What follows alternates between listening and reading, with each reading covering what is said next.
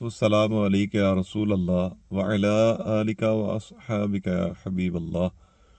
मवाहिबुल दुनिया में तफसीर कुशारी से नकल किया गया कि क़यामत के दिन जब अमाल को तोला जा रहा होगा तो एक मोमिन के नेकियां कम पड़ जाएंगी और उसके अमाल का पलड़ा कम वजनी रह जाएगा।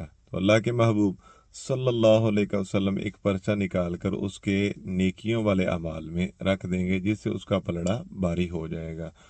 तो वो अर्ज़ करेगा कि आप कौन हैं, आपकी सूरत और सीरत कितनी प्यारी है। तो अल्लाह के महबूब सल्लल्लाहु अलैहि वसल्लम इरशाद फरमाएंगे, मैं तेरा नबी हूँ और जो दुनिया में तो मुझ पर दरूद पाक पढ़ता रहा ये वही है, और आज तेरी मुश्किल के वक़्त मैंने ये तुझे इसका सवाब अता कर दिया।